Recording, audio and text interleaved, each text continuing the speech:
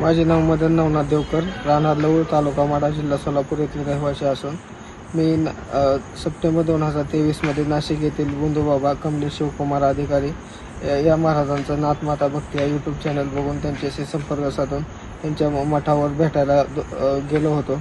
तेव्हा माझ्या काही वैयक्तिक अडचणी विचारल्या असता त्यांनी मला तुझी जमीन शापित जमीन आहे व तिथे तुझ्या करणी केलेली आहे, तुझ्या जमिनीमध्ये गुप्तधन आहे, ते गुप्तधन काढून देतो व तुमच्या शरीरावर भूत प्रेत बाधा आहे ते बाधा काढून देतो असे सांगितले व त्या पूजाविधीसाठी त्यांनी आम्हाला उज्जैनला बोलवले व तिथे मी त्यांना 1.5 लाख रुपये त्यांना दिले। तिथे त्यांनी मशानामध्ये अघोरी पूजा केल्या। अघोरी पूजा केल्यानंतर त्यांनी आम्हाला नंतर पिंपरखेडे येथील आश्रमात बोलवले। तिथे त्यांनी आमच्यावर आणखी पूजाविधीच्या बहाण्याने आम्हाला 2 एकर जमीन, माझ्या भावाच्या नावावर 2 एकर जमीन त्यांनी देण्यास भाग पडले व त्याच्यावर अघोरी पूजाविधी कराव्या लागतील त्या जमिनीमध्ये, अशा गोष्टी सांगून ती जमीन आमच्याकडून बळकावली। भोंदू अशोक खरातच्या प्रकरणानंतर राज्यामध्ये भोंदूबाबांच्या विरोधात अनेक गुन्हे दाखल होत आहेत। याचे कारण म्हणजे पीडितांमध्ये लढण्याची हिंमत आलेली आहे, त्यांना न्यायाची प्रतीक्षा निर्माण झालेली आहे आणि महाराष्ट्राने त्यांना साथ देत आहेत। असे सोलापूर जिल्ह्यातलं एक प्रकरण आमच्याकडे आलं होतं।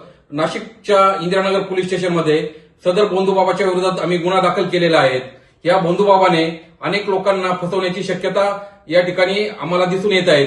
त्यामुळे पीडित व्यक्तींनी समोर यावं, महाराष्ट्र आणीशी किंवा जवळच्या पोलीस स्टेशनशी संपर्क साधावा असे आवाहन महाराष्ट्र अंधश्रद्धा निर्मूलन समिती करत आहे। नाशिक येथील एका बंधूने सोलापूरच्या 2 तरुणांना त्यांच्या जमिनीत दैवी दोष असून तिच्यात गुप्तधनही आहे, त्याच्यात अतृप्तात्म्या आहे, त्याच्यामुळे त्यांच्या आईवडिलांचं निधन झाल्याची बतावणी करून बहाणा करून त्यांचे आर्थिक तसेच मानसिक शोषण केल्याची तक्रार अंधश्रद्धा निर्मूलन समितीच्या कार्यकर्त्यांकडे आली। त्याबद्दल कार्यकर्त्यांनी इंदिरानगर पोलीस स्टेशनमध्ये ह्या तरुणांना घेऊन जाऊन तेथे गुन्हा दाखल झालेला आहे। ह्या भोंदूने अजूनही अनेक लोकांना फसवण्याची शक्यता आहे, म्हणून लोकांनी पुढे येऊन इंदिरानगर पोलीस स्टेशनशी संपर्क करावा किंवा महाराष्ट्र अनिष्टच्या कार्यकर्त्यांशी संपर्क करावा, जेणेकरून पुढील भोंदूंना कायद्याचा चाप बसू शकेल।